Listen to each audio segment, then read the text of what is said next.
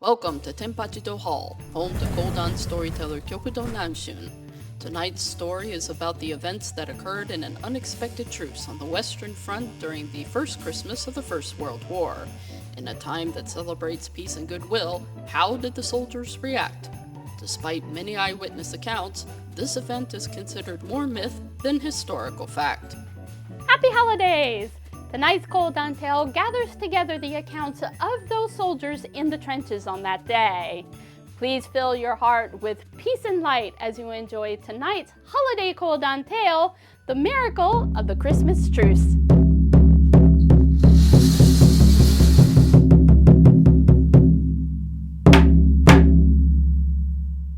The Christmas Truce of 1914 was not the only truce nor ceasefire that occurred, but it was what happened during the first Christmas of the First World War in particular that veterans would say it was a miracle. However, censors tried to intervene. Whatever you're hearing about our troops fraternizing with the enemy at Christmas is complete and utter balderdash. The thing is, troops who were there did speak about it in their hospital beds, wrote about it in letters, and gave interviews in later years. Yes, the miracle of the Christmas truce did actually happen. However, the testimony of just one of the many Christmas truce veterans is not enough for a full Kodan tale, but together they make a tale most fitting of the holiday season. And so, the characters are mostly fiction, but the events are historical fact. So please enjoy this holiday Kodan tale, The Miracle of the Christmas Truce. The year is 1914. On June 28th, in a shot that was heard all through Europe, Archduke Franz Ferdinand and his wife are unexpectedly unalived in Sarajevo, Serbia, and so Austria-Hungary. What the actual hell? War! War, I say! War on Serbia! One by one, the precarious dominoes of diplomacy fell. Russia first. Nobody hurts our friend Serbia. Here we come, Austria-Hungary. Hi, holy hell, Russia's coming. Bosnia, you'll help, right? Yes, of course. Germany, how about you? Yeah, all in. We want to get friends in Belgium, too. This perks the ears of the British Empire. What? Belgium? They're our neutral friends? We have a treaty with them. Look here, Germany, we'll give you an ultimatum. Leave Belgium or consider us enemies. You have until midnight, August 4th. Sorry, not sorry, we attacked Belgium. Right! War then! And so very simply stated, this all started World War I. Crazy, right? As predicted, the Germans sweep into Belgium and Luxembourg for the attack, and the British descend to defend their diplomatic friends. Fire! Kaboom, kaboom, kaboom, rat-a-tat-tat. The British and French troops block the Germans from entering Paris. Cannons fire and guns blaze in the Marne and the Aisne until just a few months later. Sir, we're short on ammo. We're gonna need more. Well, then send some men to get more. Yeah, about that. What? No men? Yeah, well, you know, war and everything. Well, then dig in. We're gonna be here a really long time. And so the trenches of the Western Front were dug using steel, concrete, and barbed wire stretching from the North Sea to Switzerland, sieging the Germans from supplies. With the trenches so deep, bombs and shells whizzed overhead, and the trenches were so close that, in fact... Hey, Tommy! What, Fritz? Hey, don't you want a blighty? Not unless I can give you one. Not a chance, Tommy. We'll bet on it then. British soldiers were called Tommy after the notable ideal soldier Thomas Atkins, and Germans were called Fritz, short for Frederick. Yes, they really did call each other these names in between trench lines. Banter between trenches continued until winter started creeping in. Tommy! You still there, Tommy? Yes, Fritz. It's been getting frosty and wet here lately. Have your feet fallen off yet? No, but I wish my ears would. And on and on and on. The shells and bombs kept whizzing past their heads, back and forth, forth and back, the trenches drenched with rain, the banks frozen with frost. But it was the ability to banter across no man's land on the Western Front that would bring about a miracle. It was a week or so before Christmas. Tommy started noticing something strange happening in the German trenches. As Tommy looked over no man's land, "Fritz, what is that along your trench?" "Candles?" "Say again?" "Candles, Tommy." "And is that a tree?" "Yes. It's very festive, isn't it?" I wish I could have a tree. Am I Fritz or am I Tommy? But the decorations would brighten things up. It's so nice and bright over there. Brighten things up? Where do you think you are? You're in a godforsaken dugout. Back to work. But now, from Fritz's trench, the candles and trees turned into songs and carols. It was now Christmas Eve. Silent night, holy night, all is calm, all is bright, round young virgin mother and child. Holy infant, so tender and mild, sleep in heavenly peace.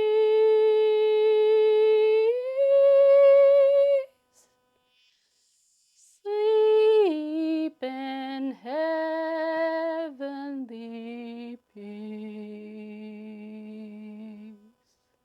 Noel, Noel, Noel, Noel, born is the King of Israel. Merry Christmas, Tommy. On Christmas morning, Tommy poked his head out and looked over no man's land. A thick fog had covered the entire section like a curtain, blanketing over everything in sight. Right, this fog is thick enough. Let's make some repairs. Repairs on the trenches went underway. When all of a Christmas miracle, the fog curtain lifted on Fritz, doing the exact same thing. The two shocked men looked at each other. Well, this is awkward. Good morning, Tommy. Good morning, Fritz. Taking advantage of the fog, I see. Yeah. We don't shoot. Come meet us. It's Christmas. Ooh, come out unarmed. We'll do the same. Okay. How about this? Fritz waved a white handkerchief in the air. Tommy and Fritz very carefully came off of their construction work and then very slowly came out into no man's land. Merry Christmas, Fritz. Merry Christmas, Tommy. This is nice, isn't it? Here, would you like a cigar or a cigarette? They're from Germany.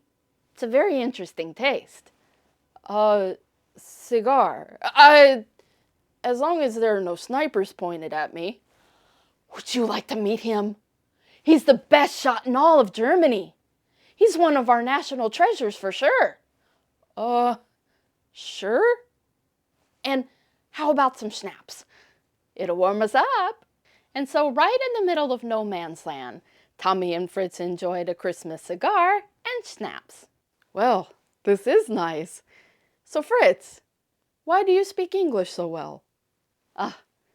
I lived in the UK for a while. You did? Yeah. Left my girlfriend and a really nice motorbike. So tell me, Tommy, Why are we fighting this war against each other? I have nothing against you, and you have nothing against me. True. I'm just following orders. Orders, schmorders.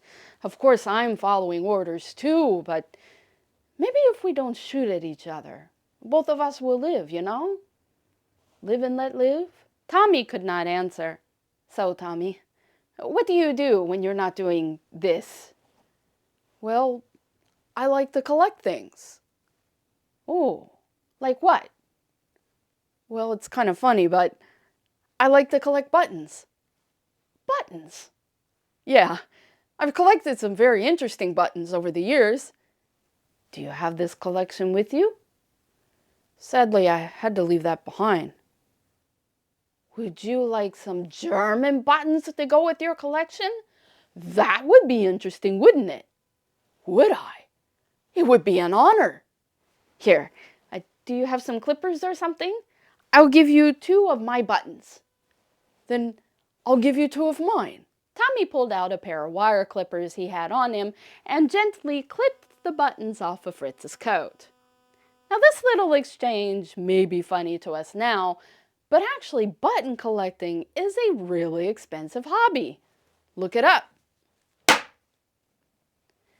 After the 2 men exchanged buttons, so Tommy, what would you like to do next?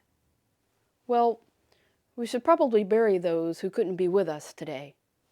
That's a good idea. I'll go get some shovels. And so they had a somber moment together as English and German were laid together and prayed upon. So, Tommy, let's continue this until midnight on Boxing Day, yes? Fritz, I'm gonna have to be honest with you, but after midnight on Boxing Day, it's business as usual. I have orders to fire upon anyone who enters no man's land. Please, don't approach us again. Understood. I pray for the day that I'll be able to shake your hand as my friend. And I too. I would not have missed this for anything. Thank you, but orders are orders. And so, midnight on Boxing Day. Midnight on Boxing Day. Merry Christmas. With that, the 2 sides crawled back into their trenches. Some sectors did continue fighting on Christmas Day. In fact, it was reported that 77 British soldiers passed on Christmas, but the war in other sectors fell silent. This silence fell way back from the front line of the Western Front, all the way to a farmhouse where that evening Alfred and George and other guardsmen guardedly relaxed. You hear that, George? Hear what? I don't hear anything. Exactly. Isn't there a war going on? Alfred and George go outside into the dark night. The overcast day had given way to just a hint of twinkling stars. Isn't that funny? What is? Silent. Absolutely silent. I've forgotten how silent it can be. After hearing nothing but cannon and gunfire for 6 months, it's quite jarring for it to be so silent. Well, Christmas is a time of peace and goodwill for all. Maybe the spirit of Christmas descended upon this desolation. It may be a blessing for things to come. Alfred looked out over the dark horizon. Merry Christmas! The other guards shouted into the night, and their voices floated on the cold, frosty wind back to the front, where most men that night slept in heavenly peace.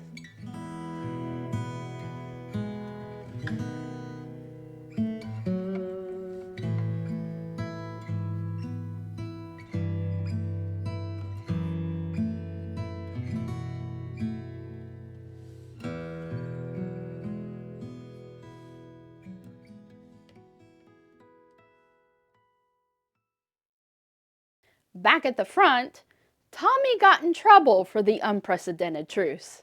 No more fraternizing with the enemy, you hear me? Anyone caught doing so will be court-martialed, and anyone caught in no man's land will be taken care of on the spot. But we can't just shoot them on the spot.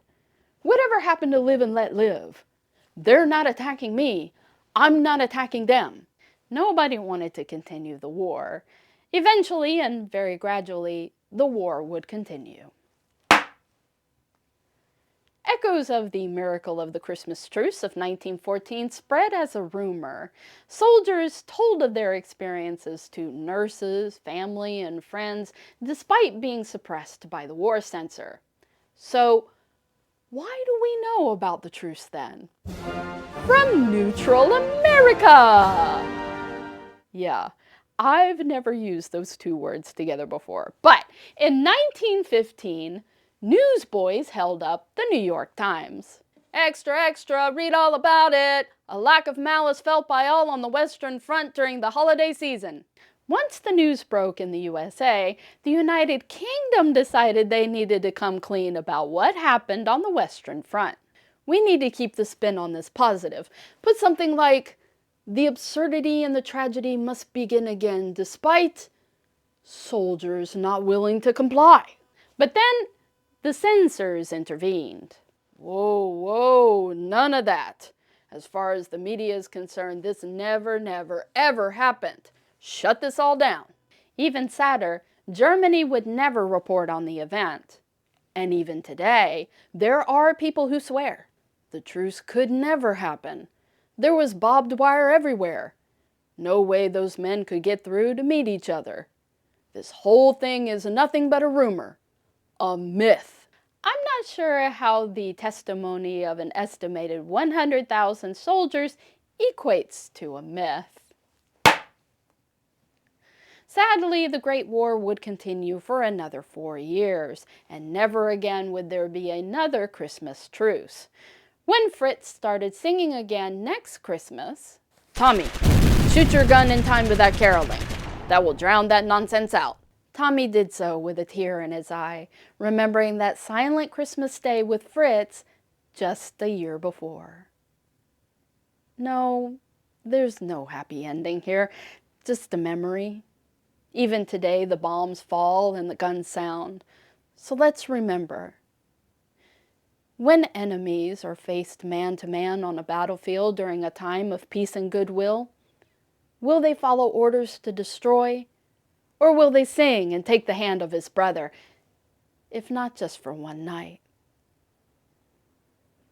This was the story of the miracle of the Christmas Truce.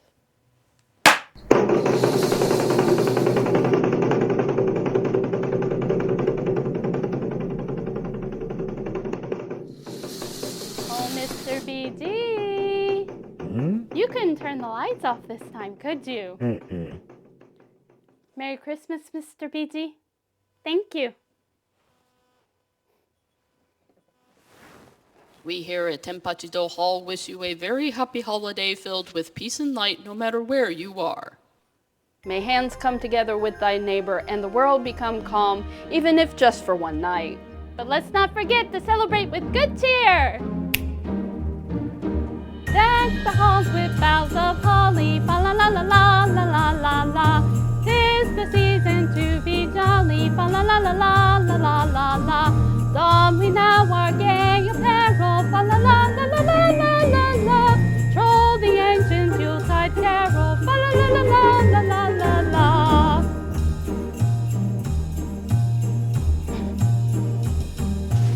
See the blazing Yule before us, fa la la la la la la la la. Strike the harp and join the chorus, fa la la la la la la la la. Follow me on merry measure, fa la la la la la la la la. While I tell of Yuletide treasures, fa la la la la la la la la.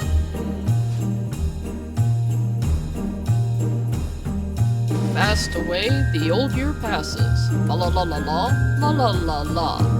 Hail the new ye lads and lasses, fa la la la la la la la la.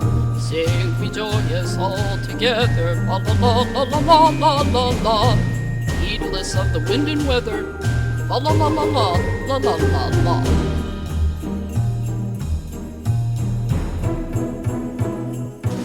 Deck the halls with boughs of holly, fa la la la la la la la la.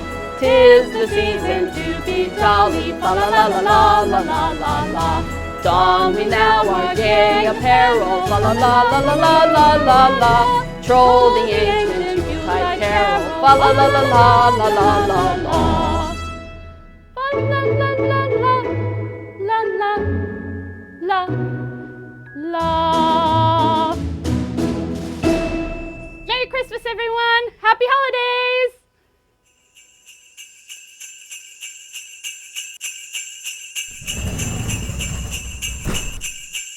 Very special thanks to Paul Elphinstone for keeping the lights on at Tenpachido Hall.